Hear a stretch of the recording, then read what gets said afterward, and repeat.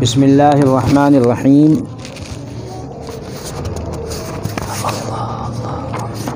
کرتے ہیں ابتدا ہم اللہ کا نام لے کر، جو مہرباں بہت ہے رحمت میں سب سے بڑھ کر۔ حمد و ثنا ہو اس کی اللہ نام جس کا، جو پالتا ہے سب کو ہے فیض عام جس کا۔ جو ہے رحیم و رحماں جو مہرباں ہے سب پر، کوئی نہیں جہاں میں رحمت سے اس کی باہر۔ روز جزا کا مالک مختار یوم محشر، جس کے سوا نہ ہوگا اس روز کوئی داور۔ تیرے ہی ہم ہیں بندے تیرا ہی دم بھریں گے، تیری ہی بندگی میں ہر دم لگے رہیں گے انشاءاللہ تعالی۔ چاہیں گے بس تجھی سے امداد اے خدا ہم، تجھ سے کریں گے دکھ میں فریاد اے خدا ہم۔ یہ التجا ہماری مولا قبول کر لے، ہم کو چلا وہ رستہ جس پر چلے ہیں اچھے۔ انعام و فضل تیرا ہوتا رہا ہے جن پر، یعنی شہید و صالح صدیق اور پیمبر۔ بس سیدھے راستے پر ہم کو لگائے رکھنا، جن پر ہے تیرا غصہ ان سے بچائے رکھنا۔ اس راستے سے بچنا ہم لوگ چاہتے ہیں، گمراہ لوگ سارے جس راستے چلے ہیں۔ ہم اللہ تعالیٰ کی حمد و ثنا کے بعد اسی سے مدد چاہتے ہیں اور اس سے اپنے گناہوں کی معافی مانگتے ہیں۔ ہم اللہ پر ایمان و یقین رکھتے ہیں اور اسی پر اعتماد و بھروسہ بھی کرتے ہیں۔ ہم اپنے نفس کے شر اور اپنی بدعمالیوں سے اس کی پناہ چاہتے ہیں۔ جسے اللہ ہدایت دے دے اسے کوئی گمراہ کرنے والا نہیں، اور جسے وہ ہدایت نہ دے اسے کوئی ہدایت دینے والا نہیں۔ ہم شہادت دیتے ہیں کہ اللہ کے سوا کوئی معبود نہیں، وہ اکیلا ہے، اس کا کوئی شریک نہیں، اور اس کی بھی گواہی دیتے ہیں کہ ہمارے سرور و آقا حضرت محمد مصطفیٰ احمد مجتبیٰ صلی اللہ تعالیٰ علیہ وسلم اللہ کے خاص الخاص بندے اور اس کے آخری نبی و رسول ہیں۔ اللہ تعالیٰ آپ پر اور آپ کے تمام صحابہ و صحابیات، آپ کی ازواج مطہرات، آپ کی ذریات طیبات پر رحمت و سلامتی نازل فرمائے، آمین۔ نکاح میں جو آیتیں قرآن پاک کی تلاوت کی جاتی ہے، وہ 3 آیتیں ہیں جن کی تلاوت کی جاتی ہے۔ اس کا ترجمہ پہلے سنایا جاتا ہے، اس کے بعد خطبے میں انشاءاللہ سنائی جائیں گی۔ لوگو اللہ سے ڈرو جس نے تم کو ایک شخص یعنی حضرت آدم سے پیدا کیا، پھر اس سے اس کا جوڑا بنایا، اور پھر ان دونوں یعنی آدم و حوا سے کثرت سے مرد و عورت پیدا کر کے روئے زمین پر پھیلا دیے۔ اور اللہ سے ڈرو جس کے نام کو تم اپنی حاجت براری کا ذریعہ بناتے ہو، اور قطع مودت ارحام سے بچو، رشتے ناطے توڑنے سے بچو، کچھ شک نہیں کہ خدا تمہیں دیکھ رہا ہے۔ دوسری آیت کا ترجمہ ہے، اے ایمان والو اللہ سے ڈرو جیسا کہ اس سے ڈرنے کا حق ہے، اور دیکھو مرنا تو مسلمان ہی مرنا۔ تیسری آیت کا ترجمہ یہ ہے، مومنو اللہ سے ڈرا کرو اور بات سیدھی کہا کرو، وہ تمہارے اعمال درست کر دے گا اور تمہارے گناہ بخش دے گا، اور جو شخص اللہ اس کے رسول کی فرما برداری کرے گا تو بے شک وہ بڑی مراد پائے گا۔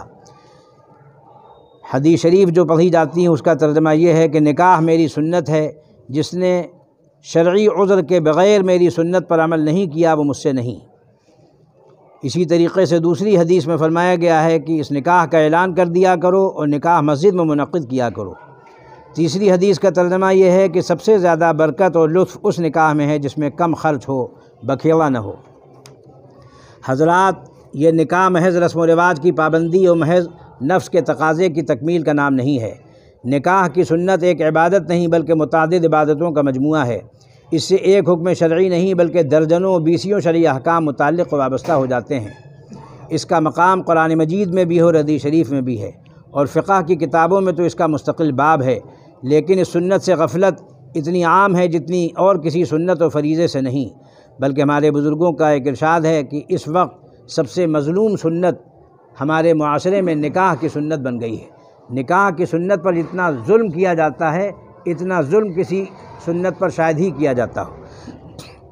ہمارے ایک استاد فرمایا کرتے تھے کہ نکاح کے موقع پر سب کو راضی اور خوش کرنے کی کوشش کی جاتی ہے، فکر کی جاتی ہے، نہیں کی جاتی تو اللہ کو اور اللہ کے رسول کو۔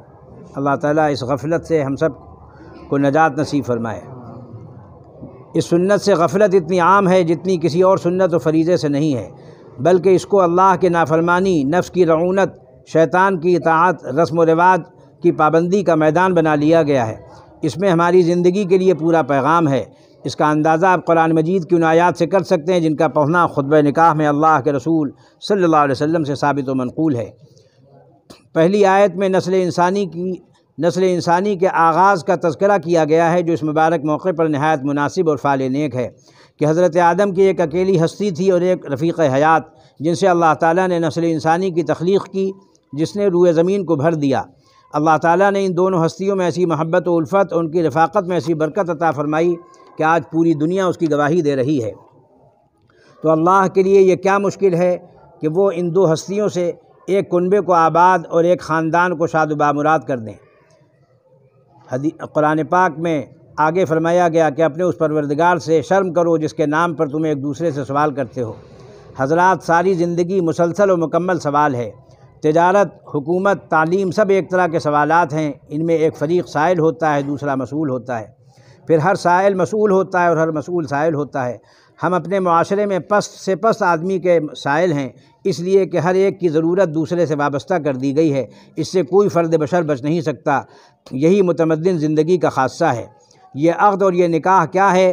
یہ بھی ایک مہذب و مبارک سوال ہے کہ ایک خاندان نے دوسرے خاندان سے سوال کیا کہ ہمارے نور عین اور لخت جگر کو رفیق حیات کی ضرورت ہے، اس کی زندگی اس کے بغیر نامکمل ہے، اس کی تکمیل کر دیجئے۔ دوسرے شریف خاندان نے اس سوال کو خوشی سے قبول کیا، پھر وہ دونوں اللہ کا نام بیچ میں لا کر ایک دوسرے خاندان سے مل گئے، اور دو ہستیاں جو کل تک ایک دوسرے سے سب سے زیادہ بیگانہ، سب سے زیادہ اجنبی اور سب سے زیادہ دور تھیں، وہ ایسی یگانہ اور قریب ہو گئیں کہ ان سے بڑھ کر یگانگت اور قرب کا تصور بھی نہیں کیا جا سکتا۔ ایک کی قسمت دوسرے سے وابستہ کر دی گئی اور ایک کا لطف و انبساط دوسرے پر منحصر ہو گیا۔ یہ سب اللہ کے نام کا کرشمہ ہے، جس نے حرام کو حلال، ناجائز کو جائز، غفلت و معصیت کو طاعت و عبادت بنا دیا اور زندگیوں میں انقلاب عظیم برپا کر دیا۔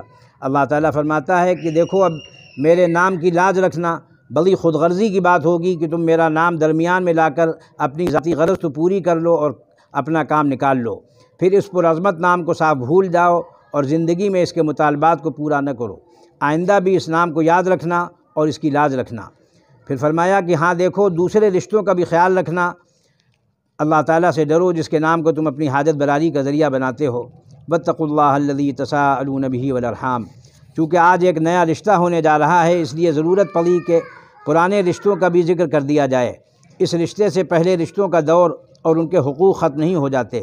ایسا نہ ہو کہ بیوی کے رشتے کو تو یاد رکھا جائے اور ماں کے رشتے کو بھول جایا جائے، یا اس کے برعکس کیا جائے، اور اپنے سسرالی عزیزوں کو عزیز سمجھا جائے، اپنے گھر والوں سے منہ موڑ دیا جائے، یا اس کے برعکس کیا جائے۔ اگر کسی کے دل میں یہ خیال آئے کہ ہماری ان باتوں کی کون نگرانی کرے گا اور کون ہمارے ساتھ ہر وقت رہے گا، تو اللہ تعالیٰ فرماتے ہیں کہ ان اللہ کان علیکم رقیبا۔ یاد رکھنا چاہیے کہ بے شک و شبہ وہ تمہیں دیکھ رہا ہے، اللہ اس پر نگراں ہے، یہ وہ گواہ ہے جو ہر وقت تمہارے ساتھ رہتا ہے۔ نحن اقرب الیہ من حبل الورید، وہ ہماری رگِ جاں سے بھی زیادہ قریب ہیں۔ دوسری آیت میں ایک تلخ مگر ناگزیر حقیقت کو یاد دلایا گیا ہے۔ یہ اللہ کے پیغمبر ہی کی شان ہے کہ وہ ایسی محفل مسرت و شادمانی میں ایسی تلخ حقیقت کو یاد دلاتے ہیں جس سے آدمی اپنے انجام سے غافل نہ ہونے پائے اور اس دولت پر نظر رکھے جو اس کے ساتھ جانے والی اور ہمیشہ اس کے ساتھ رہنے والی ہے۔ وہ دولت کیا ہے؟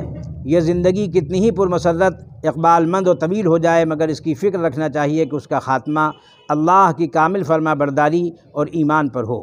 یہی وہ حقیقت ہے جس کو دنیا کے ایک کامیاب ترین انسان، جس کو اللہ نے فضل و کمال، دولت و اقبال، جاہ و جلال اور حسن و جمال کی دولت سے مالا مال کیا تھا، نقطہ عروج پر پہنچنے کے بعد بھی بھولنے نہیں پایا۔